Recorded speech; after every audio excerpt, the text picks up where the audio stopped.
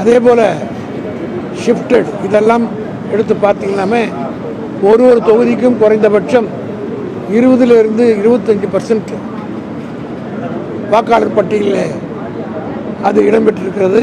ஆகவே ஒரு தொகுதியில் 70% ஓட்டு பதிவாக இருக்கிறது என்று சொன்னால் உண்மையில் 95% வாக்காளர் பதிவானது தான் அர்த்தம். ஆகவே பியூரிஃபிகேஷன் ஆஃப் ஓட்டர்ஸ் லிஸ்ட் இருந்தால் லா அண்ட் ஆர்டரும் ப்ராப்ளங்கள் வராது. காரணம் என்ன, சத்துவிட்டவருடைய பெயர் பட்டியலில் இருக்கிற போது ஓட்டு போடு வருகிற போது அங்கே தகராறு வருகிறது, அரசியல் கட்சிகளுக்கு மோதல் வருகிறது.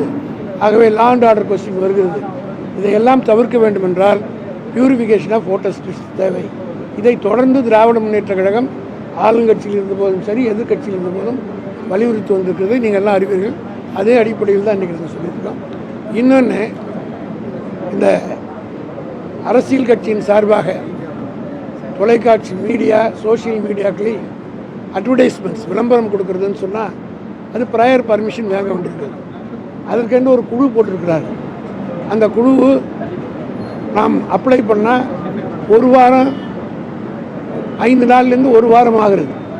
இது தேவையில்லாத ஒரு டிலே. ஆகவே அதற்கென்று நியமிக்கப்பட்ட குழு தேர்தல் அலுவலகத்தில் சிஇஓ அலுவலகத்தில் அவள் இருக்க வேண்டும்.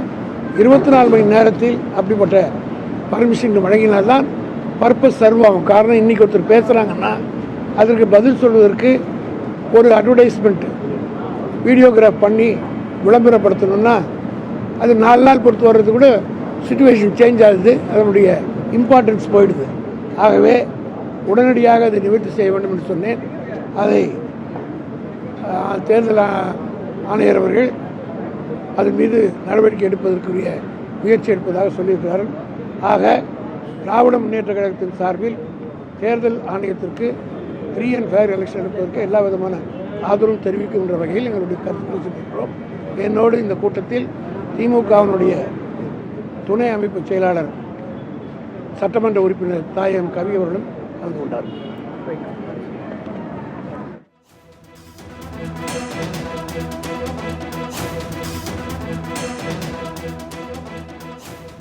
சென்னை தலைமை செயலகத்தில் தலைமை தேர்தல் அதிகாரி அர்ச்சனா பட்நாயக் தலைமையில் இன்று அனைத்து கட்சி கூட்டம் நடைபெற்றது. இந்நிலையில் மாநில தேர்தல் ஆணையத்திடம் திமுக சார்பில் வைக்கப்பட்ட கோரிக்கைகள் குறித்து திமுக சார்பாக கலந்து கொண்ட திமுக அமைப்பு செயலாளர் RS பாரதி தற்பொழுது செய்தியாளர்களை சந்தித்து விளக்கமளித்தார். அதன் நேரலை காட்சிகளை நாம் பார்த்தோம்.